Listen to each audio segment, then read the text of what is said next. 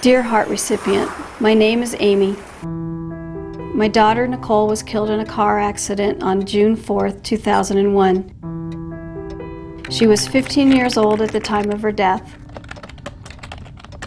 When we made the decision to donate her organs, it was a very overwhelming feeling to know that Nicole's organs could save someone's life. I felt so good knowing that we made the right choice. I know that Nicole would have wanted that. Nicole was a very outgoing teenager. She loved the outdoors, camping, water sports, snowboarding, boys, and talking on the phone. She was such a kidder and had a very contagious laugh. She has impacted so many lives this last year. Knowing that you are the recipient of Nicole's heart makes me feel that a small part of her is making a huge difference in your life today.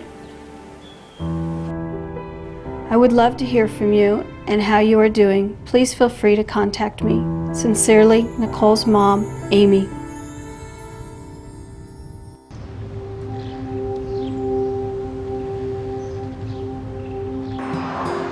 I wonder what she would be doing today.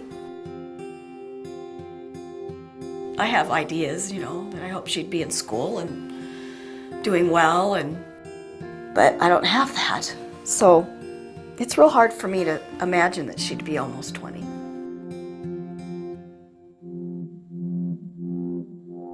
For being 15 years old, my God, she did a lot of things. She was very active. She played soccer and softball.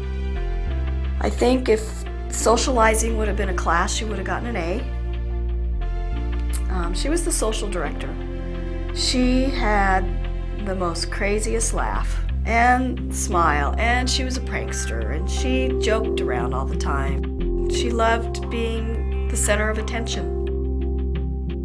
She had her learner's permit and was learning to drive. She was excited that she was going to get a job.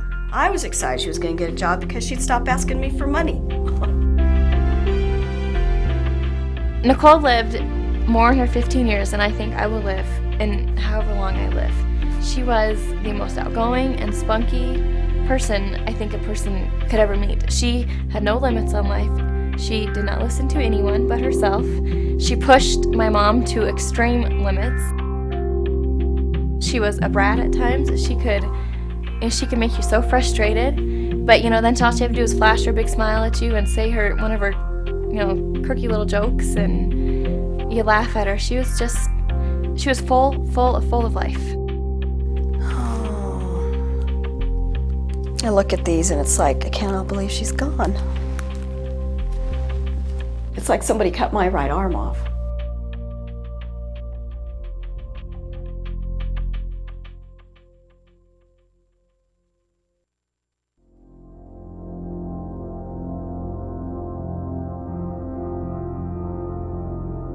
Rick and I had just gotten married, and we've gotten back into Denver, and we were staying at the Brown Palace Hotel.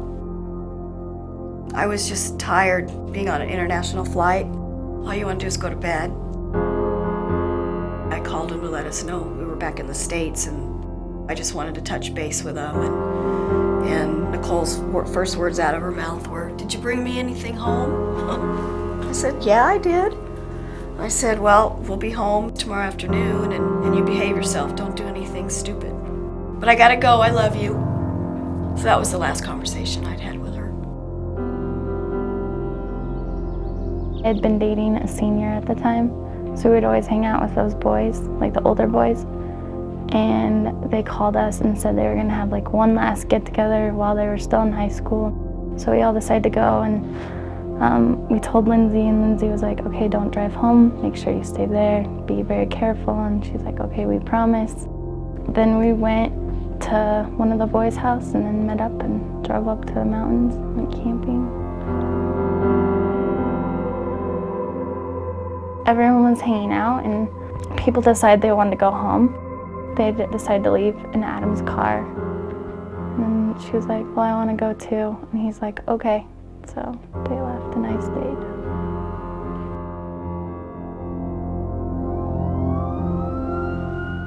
I had stayed at my boyfriend at the time's house that night because I knew Nicole wasn't going to be home. So I was on my way home, and when I got about 2 blocks away, I could see police cars in our driveway. I think in the back of my mind, I knew it had to have been a car accident. And because Nicole and I had discussed that the night before that she had left, you know, I had said where they were going, it was dangerous, it was a kind of a windy road, and I had said to her, people get in accidents coming home from there, Nicole, make smart choices, be careful. I knew in the back of my mind what it was, but I just was hoping that she was in jail, that she got pulled over for doing something wrong. I don't even know what time it was, the phone rang. And I thought, who's calling? What time is it? My husband answered the phone, and all I could hear him was, what? What do you mean? And then he woke me up and said, Nicole's been in a car accident. It's critical. It was almost surreal, like you're just like, this isn't really happening. Everyone was like, no, it's not your fault. And you're like, well, I remember sitting in there and looking at Nicole, holding her hand, telling her that Mom would be here soon and that it's okay and that she's gonna pull through this. And then I remember I kept over and over, I said, Mom is on her way, Mom will be here soon, Mom's coming. I just kept telling her that Mom is coming. I just remember just going through the hallways, the corridors, because she'd already been taken out of the emergency room and sent up to critical care, and just seeing a slew of kids from the high school there, and just trying to figure out what had happened. That's when they pulled us into a conference room and told us what her injuries were. She had to have her spleen removed, and that she had a broken neck, which would have made her a quadriplegic and a brain injury. I knew that I just couldn't let her live like that. It just wouldn't have been fair. That whole day, I just kept thinking she's gonna wake up, her brain swelling's gonna go down, and she's gonna wake up and we're gonna be fine. But then in the back of my mind, I thought, but wait a second, she's not gonna walk. She just looked like she was sleeping. I kept thinking she was gonna wake up and say, I'm okay. In her cheerful mood like she always did. But she didn't. She never woke up. And I think that's the hardest thing, is I never got to see her smile again.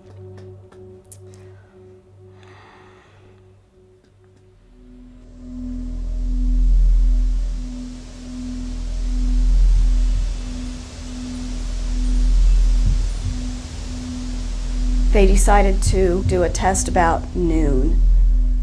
That's when they told us that she was brain dead.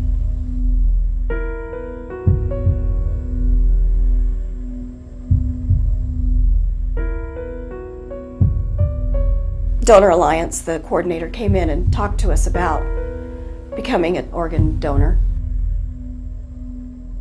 And I said, absolutely. And then we went back into her room and said our goodbyes.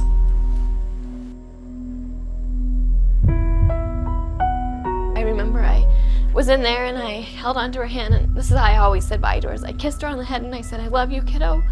I'll see you again someday. And I walked out.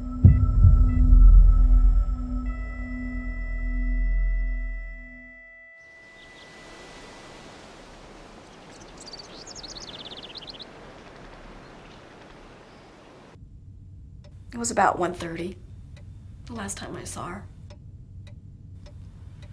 And then we came home.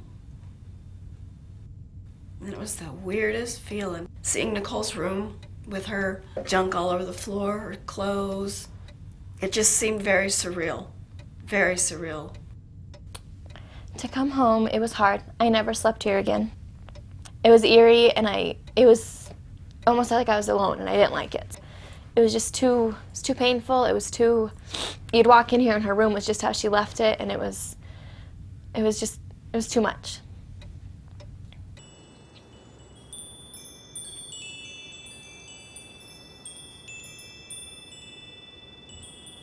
The day of Nicole's funeral, someone from Donor Alliance called me to let me know that Nicole's heart had been transplanted in a teenage girl, because I wanted to know where her heart went.